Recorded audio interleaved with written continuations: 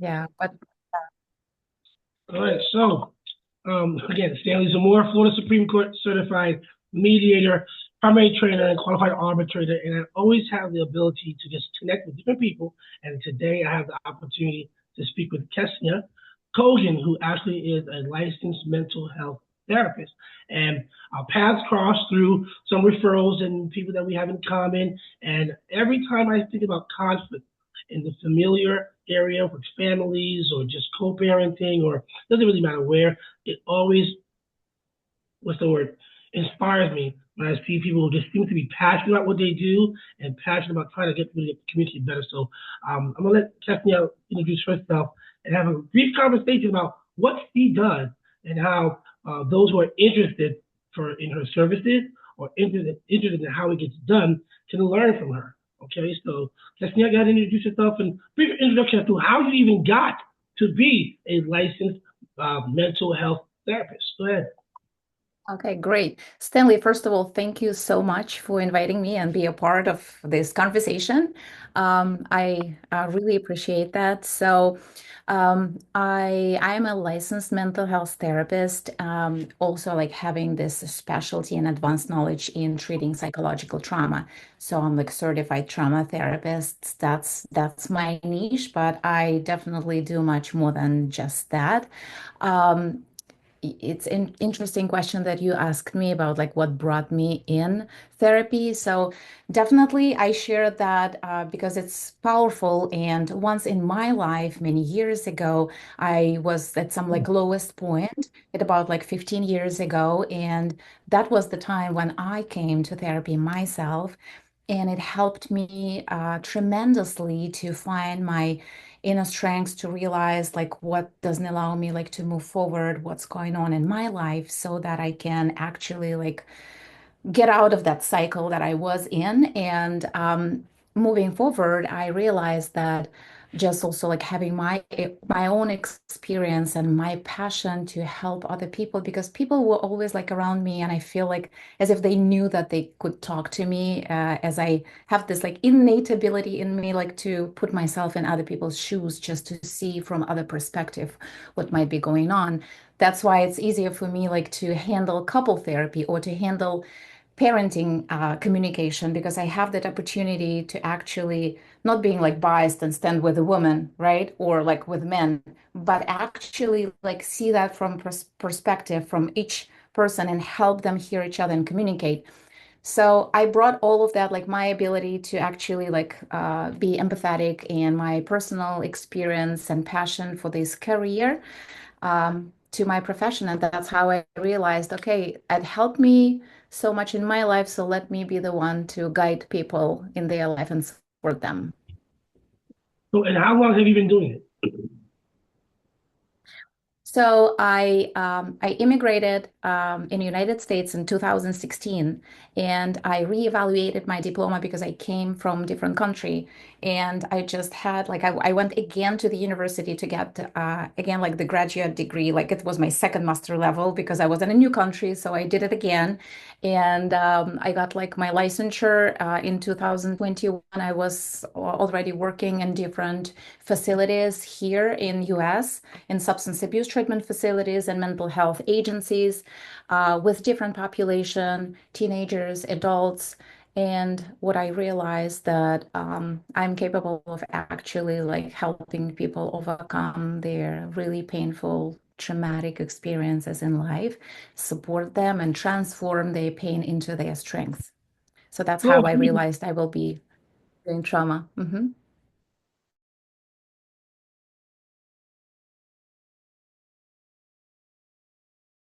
a different country, you came here and did it all over again, but this time the way we do it here, correct?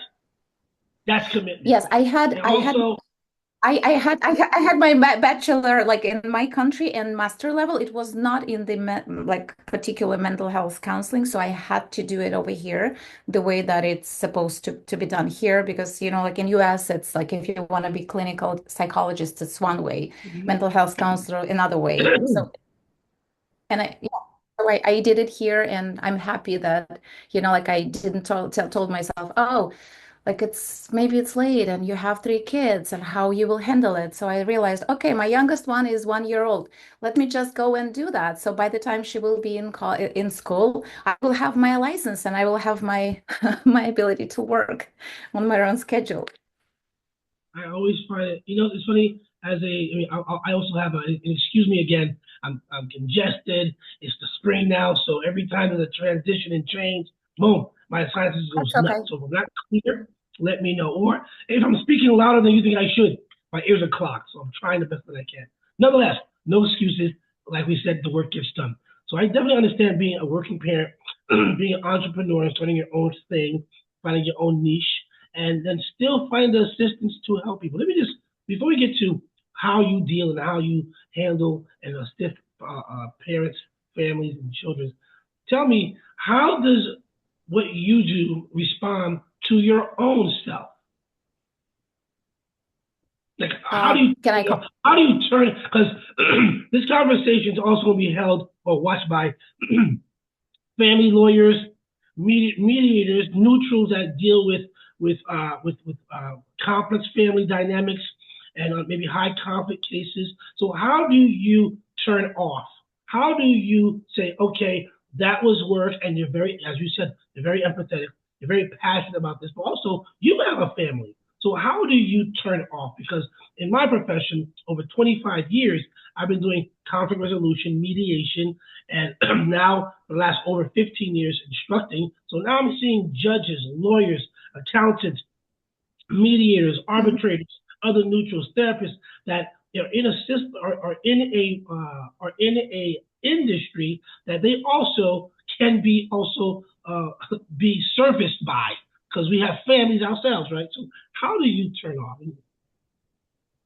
So it's a great question, and thank you for asking that because I realized that, and it was like, like a hard way for me to actually realize like what I was not doing right because there was a point when I overworked so much and I felt completely overwhelmed, emotionally, physically drained. And then I said, like, wait a second. Like I talked to myself, I had to take a step back, and I would recommend that to do everybody because you mentioned right now several specialists like lawyers, right, attorneys, mediators, therapists, whoever is working like, and many more people who work in this, like accountants, CPAs, working in a high stress industry. So imagine like going and dealing with a lot of things, with a lot of clients who are not satisfied, and we're still people, right? Like how not to absorb that, how to disconnect and come back to your families and be productive, or at least have time for yourself. That is so important. It sounds like cliche, but self-care here needs to be put on your schedule. And let me show, I'm an old-fashioned. Listen, I have a lot of electronic calendars, but what helped me is this one. And I will tell you why, because here, for example, right? Oh, I'm so sorry. This is my doggie. Let her out. Okay. This is my therapy dog, and actually, like she's the one who goes in and lay down when I have my sessions. So over here, like like listen, in this calendar, I will show you like not the empty part, not to like just disclose. It's like a lot of colors where I put everything that I do throughout the day. One color would be like my business meetings, and other color would be like the clients that I see and some appointments that I might have with my kids. It helps me to see where am I on this schedule? Where am I with, aha, okay, okay, you the fancy guy because you have electronic. Okay, and I'm old-fashioned. I like to write. I have my Oh, we have highlighters. one. Oh, We don't know because I have to multitask my type of learning, my adult learning style. I have to write it. I have to see it. I have to read it. I have to speak it. Otherwise, it don't stick. So I have my own things in several mhm. areas. Trust me. Right, right, right. So you understand what I'm talking about. So your self-care, your gym time, your walking and being just by yourself needs to be on that schedule.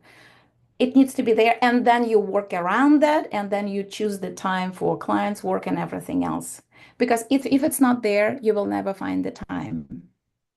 You have to. I do a lot of little videos for myself that I share sometimes, and it's about I always say, you don't you have to make things happen. Don't let them happen. So when I hear tons of Absolutely. I love it. tons of people that I love and care for in my life. And they're like, how are you able to do so many things? Like, because I'm not waiting for the opportunity. I'm creating and making the opportunity. I'm not going to let it happen. I'm going to make it happen. And as professionals with multiple facets in our lives, we need to do that. Self-care is important. Mindfulness, meditation, gym, even if it's jumping rope. I got a new exercise bike. I'm trying to do 5 miles a day to prepare myself for who I will be assisting later on. And that's how I deal. So I did that. So, Yeah, so with that, let's get yeah, to one thing that we discussed. absolutely. And one of the questions that we threw around, and it was your idea, was a great idea. So how do you support parents as they are separating in divorce and be still effective co-parents? How do you do that? What do you suggest? Thank you for the question. It's not that easy. It's very complex, right? Because there's a lot of things and families are so different.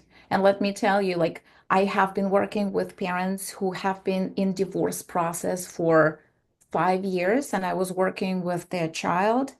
And it's one situation. And then I was working also with other couple who was so great at separating. I have never seen that in my life, being so respectful and so caring of each other when they thought, okay, we're separating, but we will do this way or that way. And they were so nice with each other. So it's completely different. But let's talk about like this highly stressed, complex family that comes with a lot of pain from separation, from dividing like whatever they have together, and also like trying to pull the kids, like in their team, which is unbearable for for kids.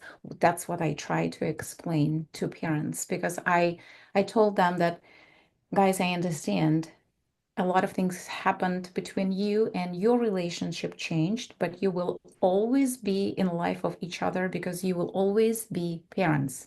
We have what we work on, like we have a different roles in our lives. First, we're just like partners, right? We're lovers and we're partners. And then kids appear and then we share another role in relationship, which are parents, and it's different. And like what changes when people separate, they're no longer lovers or partners together, but they still share that role and it will always be there.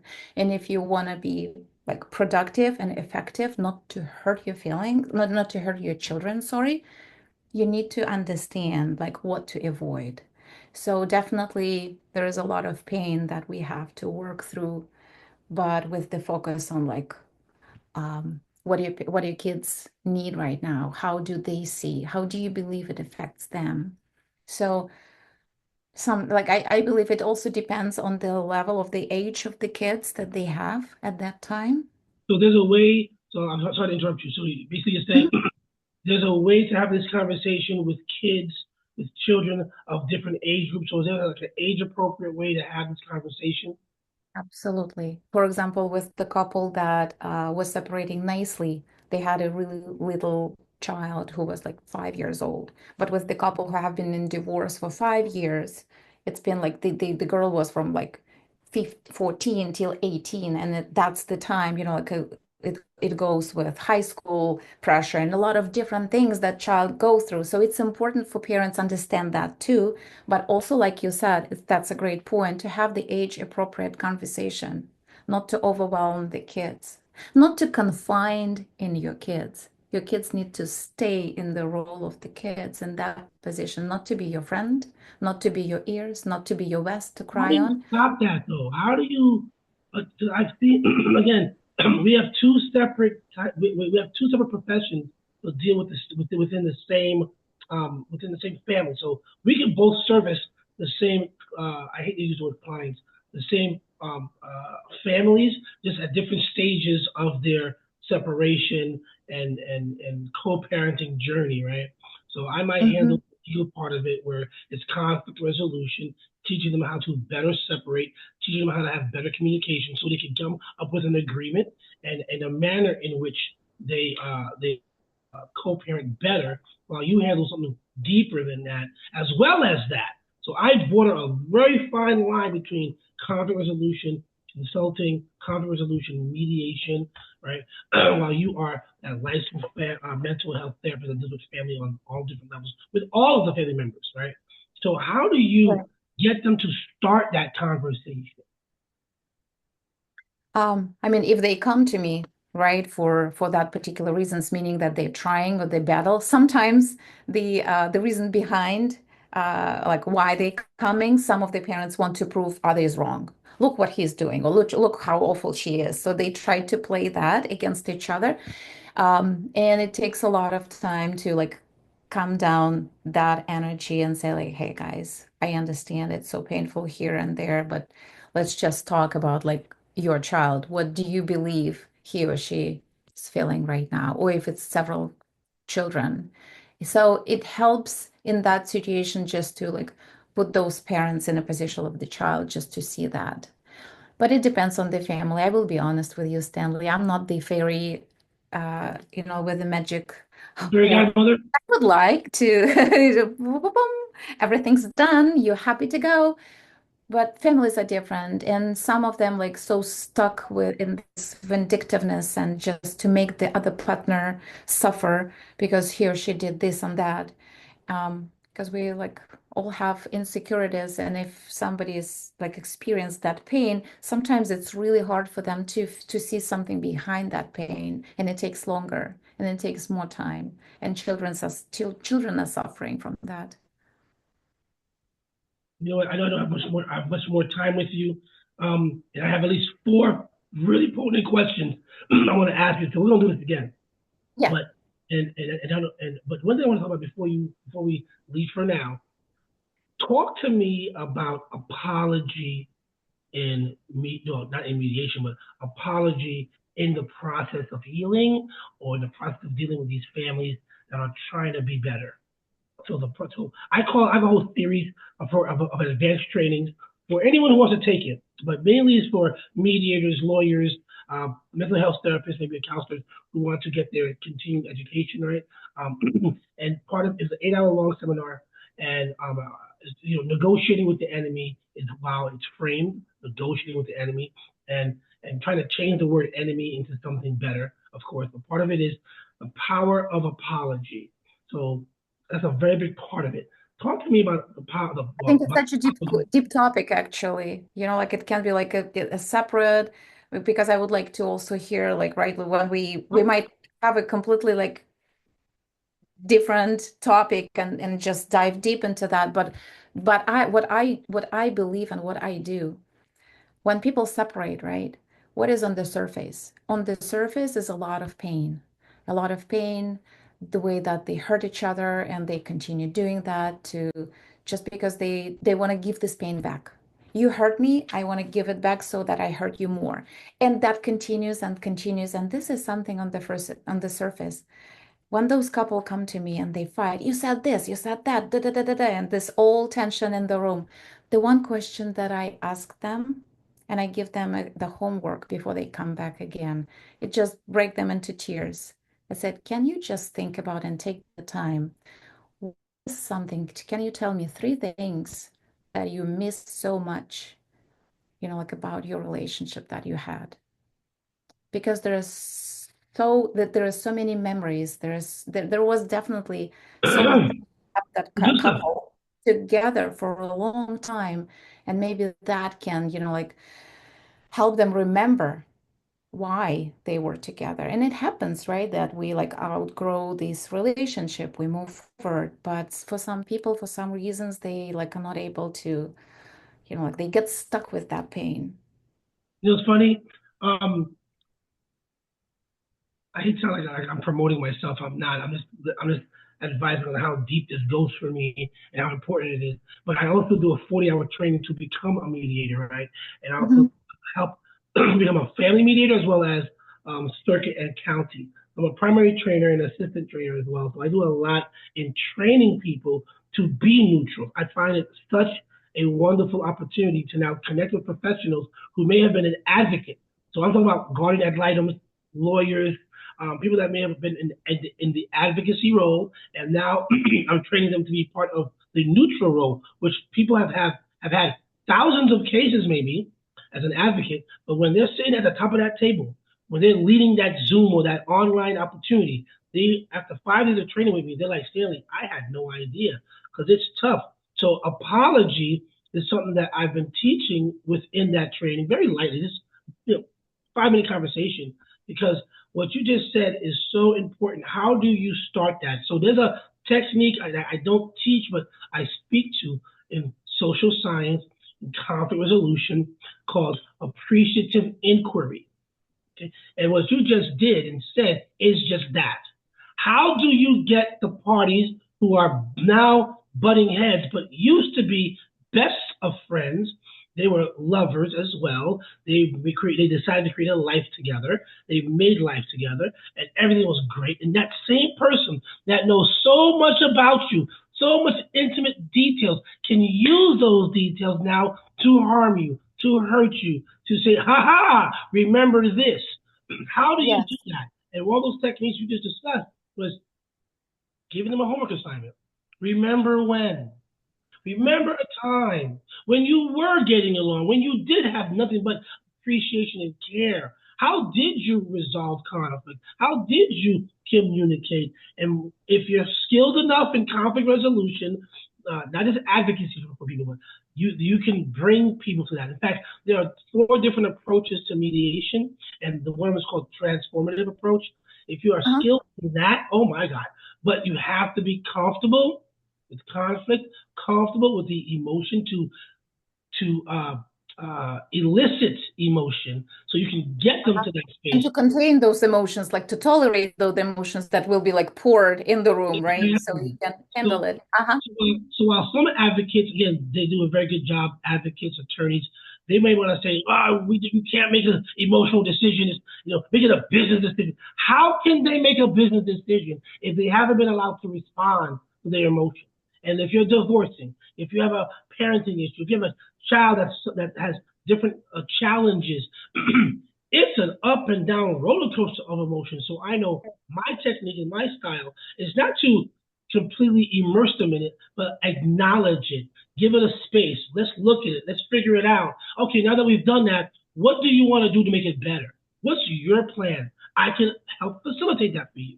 And then I get into what I need to get to in my profession.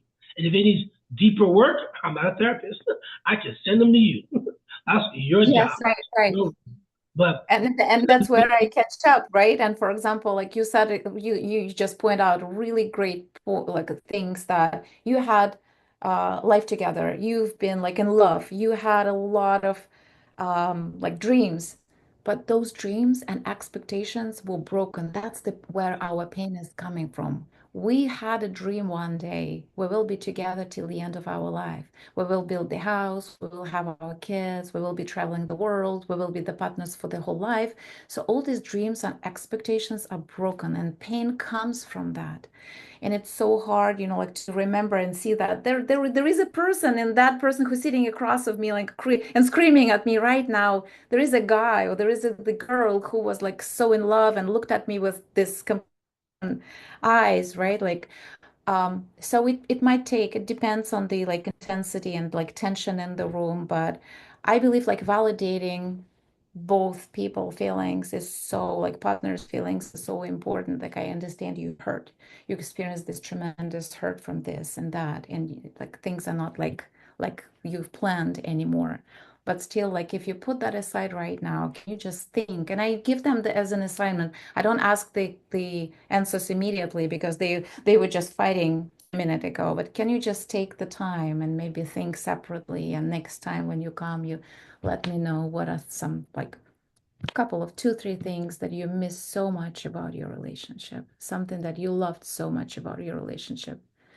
And it immediately brings people on a deeper level.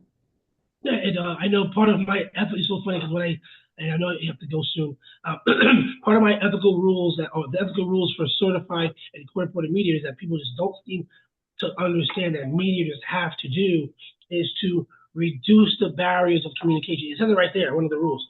Your job, your role is to reduce the barriers. So when I hear family mediators, sorry family mediators out there, who are like, oh no, we have to escape the caucus, separate immediately, or attorneys who do family law, I understand the need to do that, but oftentimes when you do that too early, you're not allowing for the conflict resolution, the things that they need to happen and see be done. And when you're doing it in separate rooms all the time, I'm not saying I keep them together for a long time, not at all, but I at least allow it for a little bit of time for a little bit of conversation that I guide. I know how to move. I know when to allow for certain levels of emotion to come out.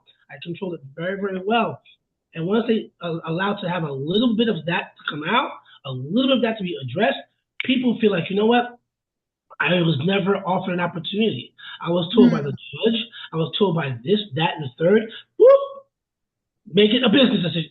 They can't. We are 95% emotional. And again, I'm not promoting allowing people to just go at it back and forth. That's what people think I'm saying. I'm saying don't think it does not exist.